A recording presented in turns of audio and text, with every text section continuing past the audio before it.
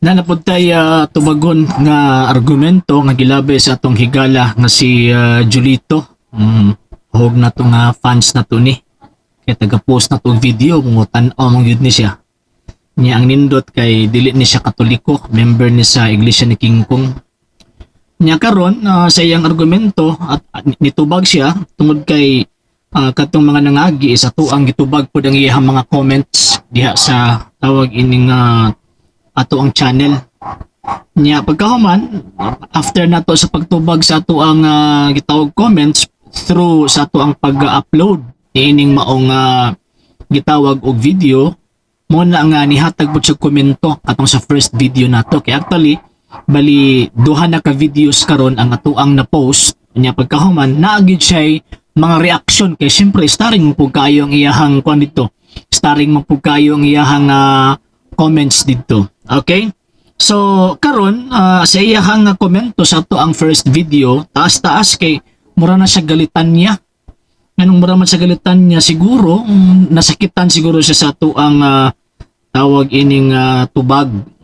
Pero ayo kabalaka na amigo kay bisan og sakit pero makatambal man na sa imo. Tambalan makagtinuod kay lisod man nang maghupot ka og butbot kay kung maghupot kag butbot mo nang imuhang tawag ining panabot sa mga butang tinuod mamahimo pong murag silbi mahiwi ba mo nang imuhang komento karon ikaduhang komento sa ato ang first video nga tawag anang ato ang gi-post. So ang nahitabo is kung ato ang analyson ang iyahang comments makita man ninyo sa inyo ang mga screens kung ato ang analyson ang iyahang mga komento makita nato kung sa gitara pa nayabag ba?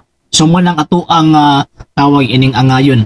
First natong tubagon is kining gingon niya nga iangkon daw ko, niangkon daw si Argesino nga katudong gihuptan nako nga pagbasa nako sa rehistro sa Iglesia ni King Kong, dili daw to original ang ako ang gibitbit.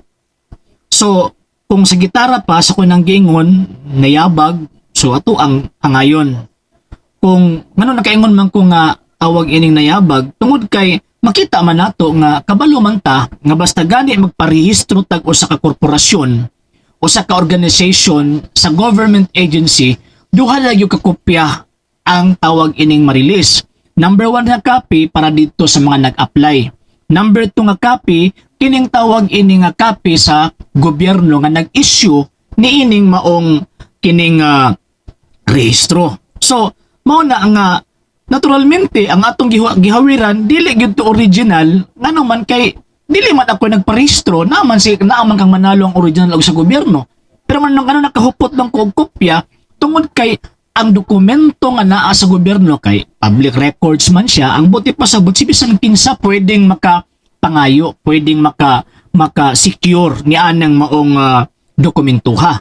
So mo na nga ang journal sa East Asiatic Studies nga tawag ining gidumalahan sa University of Manila nakasecure sila og registration papers sa rehistro o sa registration papers sa gitawag og Iglesia ni King Koy. Mao na nga nabutang sa maong gitawag og libro ang maong rehistro sa Iglesia ni King Kong. So mo na nakahupot ko. Unya ang paghupot nako sa maong gitawag og rehistro actually duha siya na ay Spanish na apoy gitawag og English translation. Katong sa plaza akong gibasa English translation kay kabalo mong giguang katong imong barkada nga nangutanan nako di man gito kasabot og Spanish. So kay dili man to kasabot og Spanish nagpasabot nga useless sa iyang atubangan nga magsulti kog Spanish magbasa kog Spanish nga wa siya kasabot. So mao na nga ang ato ang tawag anang gibasa is ang translation sa English. So ang point nako dinhi ang point nako is ang atong gibitbit is gikan sa usa ka source nga reliable. Gikan gud sa tawag ining dokumento nga gipagawa sa University of Manila. Kung nato ang tanawon ang estado anang kanang Journal of the East Asiatic Studies, makita nato nga ang nagdumalaan na ang gobyerno. So kung dili ka motuo sa ako ang gibasa o tabla ra nga imong gi-question imong gipangutana, imong tawag ining gidudahan ang gobyerno nga nagpagawas ni anang maong rehistro. So, walay tao tarong nga huna-huna sa tao, walay tawag anang tao ba nga kanang mo question ba sa butang nga gipagawas nga usa ka public document.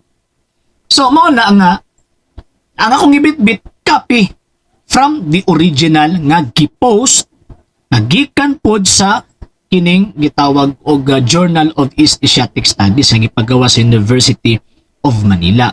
Nya mingon man kasako nga dili man natin tinuod aw mag-provide ka og dokumento pag prueba nga katong ako ang gibasa dili to tinuod. Dili lang kay puro ba lang ba. Nya karon magong panahon na nga tuang tan-awon katong first na kung tubag sa iya ha nanghagit baya kag debate.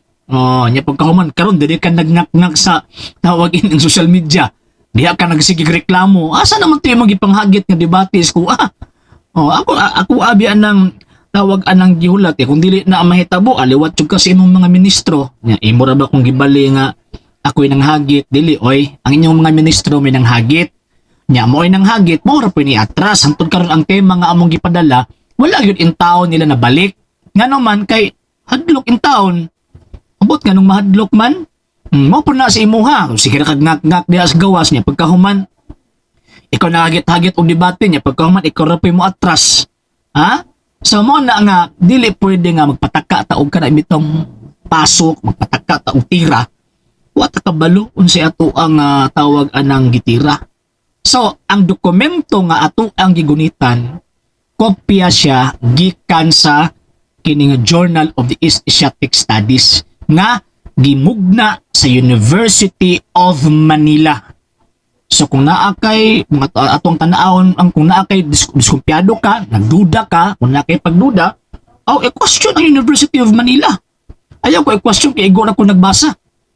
Nya pagkahuman ikaduha nga tawag anang punto, kung tan-awon nato ang kredibilidad sa mga author sa Journal of the East Asiatic Studies nga gidumalahan sa University of Manila o itandi nako na sa imo gitawag sa imo mas credible sila kontra sa imo ha ngano man kay magsiguro mga reklamo nya kato sila wala man to sila bias nagus gobyerno nya pagkahuman imong i-question muna kong gingon nga kung sa gitara pa ang imong argumento na yabag muna ako ang giangay so balikon nako sa argumento nga ako ang gihatag, ang akong gihuptan is copy. Duha ka language ang naa dito. Makita ninyo sa inyo ang screen, Spanish and tawag ining English. Ang akong gibasa English nga naman kay para makasabot. Ako ang gitawag og kaatbang. So ang imong punto katong ingon nimo nga wala ditong presented. Next nako nga video ako ang napuntong tubagon.